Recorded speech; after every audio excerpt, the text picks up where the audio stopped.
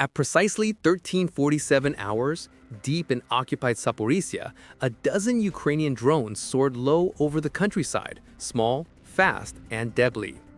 Their target?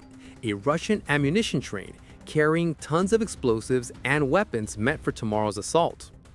But this wasn't just any other drone strike.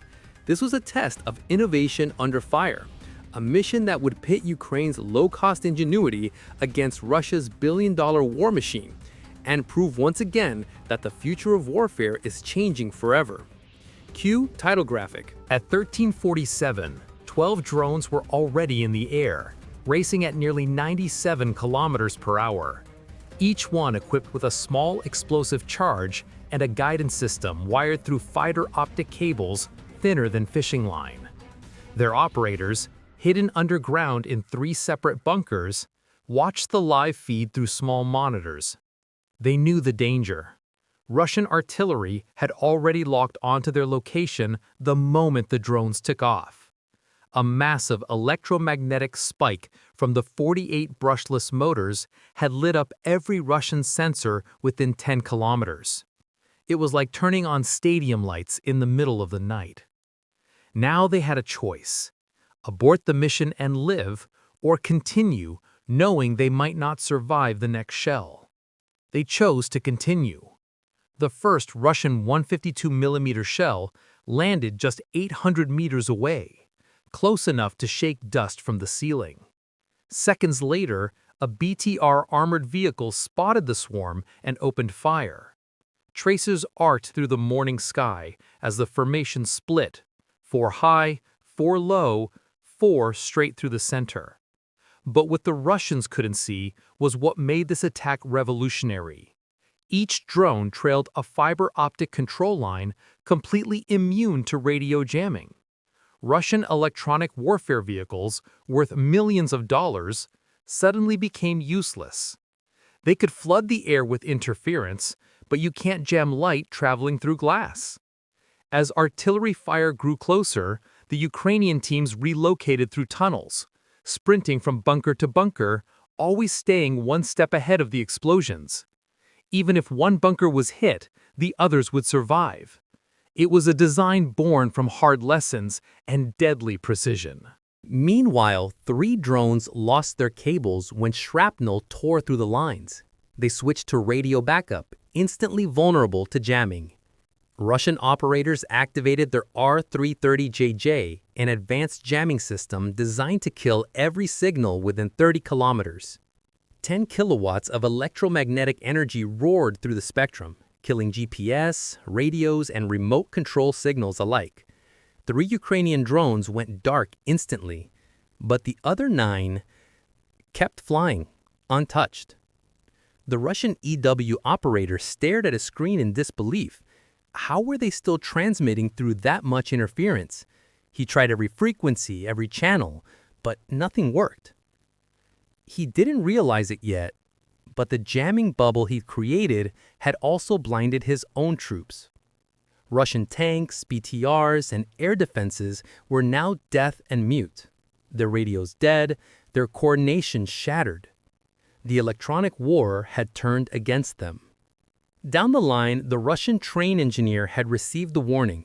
He slammed the throttles forward, pushing the 4,000-ton convoy to its absolute limit, 56 kilometers per hour. But acceleration came at a cost. Every extra kilometer per hour shifted the intercept point by 17 meters, forcing Ukrainian operators to recalculate continuously, draining precious battery power. Meanwhile, the Russian BTR-82A crew had just 8 seconds to engage as the drones crossed their field of fire, 8 seconds to track, lead, and shoot at targets smaller than dinner plates, moving faster than highway traffic. The gunner fired 800 rounds per minute, but every tracer missed. Reality was not a simulator. The drones zigzagged unpredictably, shimmering in the sunlight, their fiber optic cables glinting like spider silk. No hits, no radio contact, just silence and frustration as the swarm slipped through. The train was now 4 kilometers away from the approaching swarm. At the rail junction, a Panzer S-1 air defense system came online. Its radar filtered out the small drone signatures as ground clutter, but the operator switched to electro-optical mode, manually tracking them. The Panzer opened fire. A wall of metal filled the sky, 30mm shells detonating mid-air in a deadly rain of shrapnel. 2 drones were obliterated instantly, but the others adapted.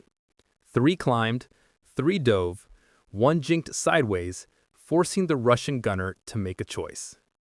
He chose the high group, a fatal mistake. The low drones accelerated toward the train, unnoticed. It was the same error that had doomed another Russian train weeks before. Once again, human instinct fell for the decoy. As the gunfire thundered overhead, 4 drones flying high executed the next phase. They dived sharply behind the train and released thermite charges onto the railway tracks. Thermite doesn't explode. It burns at over 2,500 degrees Celsius, hot enough to melt railroad steel like wax. In seconds, 4 sections of track turned molten red, cutting off the train's only escape. With using both barrels for anti-air targets, the Panzer's barrels glowed cherry red from continuous fire. After 45 seconds, the heat warped the rifling. Accuracy gone, the gunner was forced to stop. That 12-second pause was all the drones needed. Battery warnings flashed red on the operator screens. 18%, 21%, 12%. They had seconds of flight time left. But smoke from the burning tracks drifted across the field. Thick, black, and perfect cover. Thermal cameras can see through darkness, fog, and rain, but not smoke. Every Russian defense post suddenly went blind. The drones emerged through the haze just 1,400 meters from the train. Their cameras locked onto the markings, Class 1.1 explosive. The fiber optic cables reached their maximum extension and released automatically. Now, free from the tether, the drones switched to short-range control. Even if jammed now, they were too close to stop. 7 black dots raced toward the train. The train engineer saw them through his windshield, 7 specks growing larger by the second.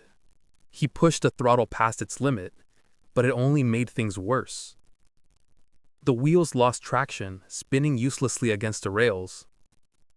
The Panzer tried one last engagement, but the drones were too low, below its firing angle. Even $20 million worth of technology couldn't solve a problem with simple geometry. Russian soldiers opened fire wildly, rifles, machine guns, even RPGs. But the drones were flying along the center of the tracks, perfectly shielded by the train itself. One drone's battery died 100 meters short, but momentum carried it forward, gliding silently towards its target. Physics would finish what electricity could not. At 13:59, the first drone hit.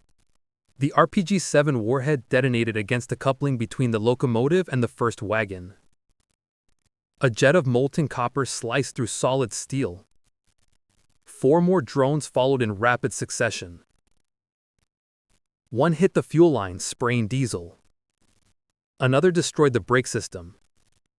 A third struck the ammunition car, igniting secondary explosions. And then came Wagon 22, the bomb within the bomb. Inside were 12 tons of thermobaric rockets, damaged from weeks of vibration. When the drone struck, the temperature crossed the ignition threshold. The explosion was cataclysmic. Wagons 20 through 24 vaporized instantly. The blast flipped the remaining cars off the rails, scattering twisted steel for kilometers. A mushroom cloud rose nearly 1,400 meters into the sky. In just 4 seconds, $4,800 worth of modified drones had destroyed $127 million in Russian assets and severed the only rail line supplying 3 mechanized divisions. This wasn't just a military strike. It was a message about adaptability, creativity, and the power of low-cost innovation against overwhelming force.